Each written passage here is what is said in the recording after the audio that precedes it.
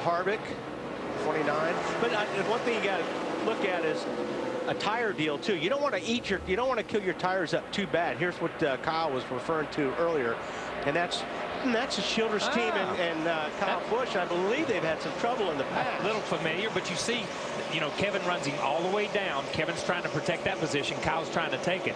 But as we saw, Kevin ended up back in front of him. Actually run him through the water. Yeah, he did. There's still some water down there somewhere.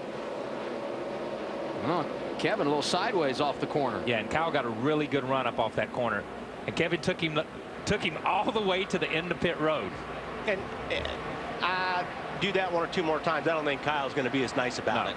And here's Kyle going around him on the outside. And I think, and it's like you say, when you have new tires and you're able to get that grip early on, you've got to maximize it. Kyle got a good run up off the corner. Kevin didn't want to give up that position. He thought he was passing somebody, but he just couldn't close the deal. To add perspective on how difficult this racetrack is, right in front of these two drivers, Matt Kenseth, all three of them outside the top 20 in the running order. So Kevin Harvick has been good in the early going.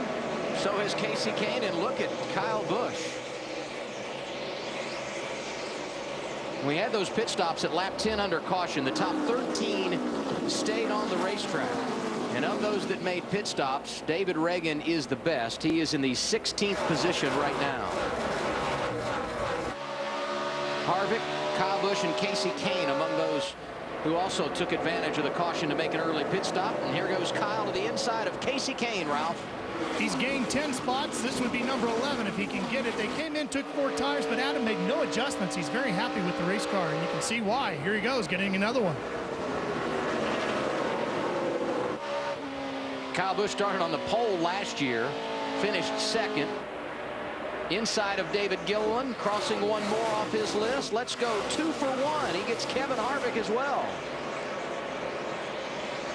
Harvick pulling out there behind Kyle. Is that to suck up and get a little draft down this long straightaway? I think that's more head games right now than it is anything to do with the draft.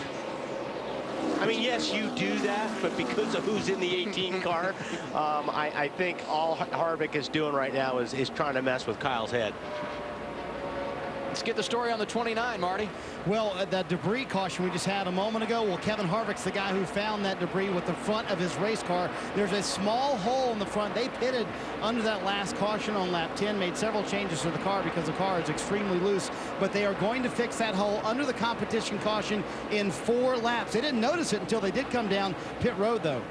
Jeff Burton helping his teammate, giving him a shove into the corner. This is all head games going on right here, the 18 and the 29. You heard us talk about give and take. That was all take from Kevin Harvick. He did not allow most of the time. And look, he's going to drive right over to his door, get that little bit of side draft, swing back out to the outside, and get back in front of Kyle. He's just messing with Kyle. These guys are just messing with each other's heads right now, because the whole time they're doing this, they're losing time to the leaders.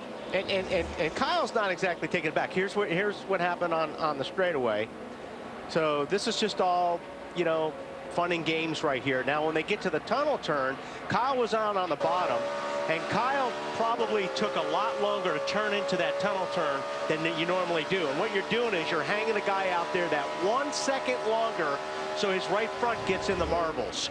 And I mean, it's just, these are all the little things you can do to each other to aggravate.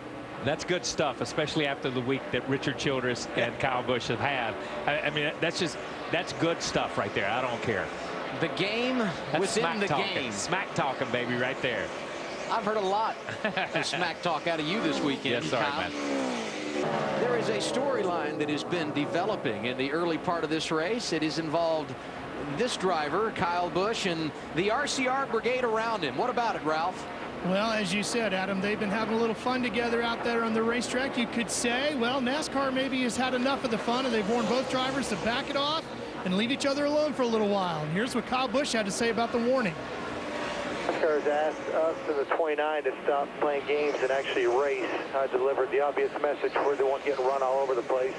Yeah, nice of them to try to warn both of us. There's only one operative guy that you got to warn. Thank you. That's good. That's Kyle Busch. Okay, what are you going to say? But, we saw that developing. You know what I mean? You saw it developing after the restart. You saw it early in the race. But at least NASCAR has stepped in on this one and said, hey, just race. Let's just get to the halfway point. Let's get it, and then everybody can have that. Kyle's not, he's in a no-win situation. Yeah. He's on probation, so. Yeah, he is in no win. But that's kind of boys have at it except for Kevin and Kyle. Yeah. Okay.